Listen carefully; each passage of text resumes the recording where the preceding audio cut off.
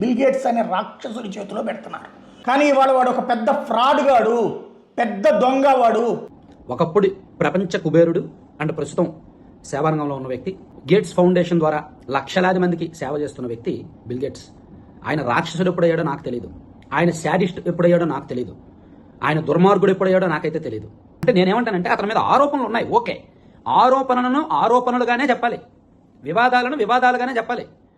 ప్రభుత్వానికి సూచన ఇవ్వాలి అంటే సూచన ఇవ్వాలి, అంతే తప్ప ఒకప్పుడు మా చిన్నప్పుడు బిల్ గేట్స్ అంటే ప్రపంచ కుబేరుల్లో ఒకడు, బిల్ గేట్స్ అంటే ప్రపంచానికి దిక్సూచి, బిల్ గేట్స్ అంటే ప్రపంచానికి ఈ కంప్యూటర్ అండ్ ఈజీ యాక్సెస్ ని పరిచయం చేసిన వాడు, ఒక విజేత, ప్రపంచ విజేత అని అతని గురించి పాఠాలు చదువుకున్నాం. ఇప్పుడు అతను రాక్షసుడు అది ఇది అంటే తట్టుకోలేం కదా. రాక్షసుడిని నిర్ధారించకుండా, ఏ దర్యాప్తు సంస్థ చెప్పకుండా, ఆఫ్టర్ ఆల్ ఒక జర్నలిస్ట్ 30 ఏళ్ళ అనుభవం ఉంటే ఉండొచ్చు కాక, బిల్ గేట్స్ లాంటి వ్యక్తిని దుర్మార్గుడు, దొంగ, శాడిస్టు, రాక్షసుడు ఇష్టం వచ్చినట్టు మాట్లాడుతున్నాడు. ఏదో ఊర్లో ఎవరు కుళాయిల్లో ఆడలు తిట్టిపోసినట్టు తిట్టిపోస్తున్నాడు. ప్రపంచంలో అతిపెద్ద ప్రైవేట్ ఫౌండేషన్లో ఒకటి ఇది. వీళ్ళు గ్లోబల్ హెల్త్ అంటే పోలియో నిర్మూలన, మలేరియా నియంత్రణ, విద్య, పేదరిక నిర్మూలన, వ్యవసాయ అనుబంధం, ఈ రంగాల్లో సేవా కార్యక్రమాలు అమలు చేస్తూ ఉన్నారు. కొన్ని వేల కోట్లు ఖర్చు పెట్టి కొన్ని లక్షల మంది భవిష్యత్తును తీర్చిదిద్దుతున్నారు.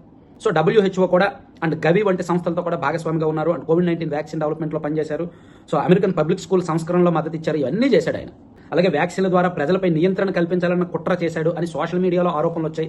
ఈ ఆరోపణలకు ఎక్కడా శాస్త్రీయమైన ఆధారాలు అయితే లేవు, ఎక్కడా ఎంక్వైరీ జరగలేదు, ఎవరు కూడా నిర్ధారించలేదు, ఏ కోర్టు కూడా అతనికి శిక్ష విధించలేదు, ఏ దర్యాప్తు సంస్థ అతను దొంగ అని తేల్చలేదు, రాక్షసుడు, దుర్మార్గుడు, శాడిస్ట్ అని తేల్చలేదు.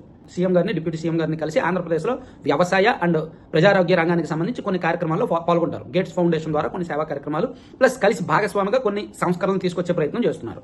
ఏదో రాష్ట్రాన్ని అతనికి ధారాదత్తం చేసేసినట్టు ఇతను ఏడుపు మొదలెట్టాడనమాట. ఈ జర్నలిస్ట్ సాయి అనేటటువంటి వ్యక్తి వైఎస్ఆర్సీపీ పేటిఎం బ్యాచ్. కుక్కల కొడక, నీ అబ్బా గాడిద కొడక, లఫుట్ నాయాల, ఎంగిలాకులు ఏరుకునేవాడా.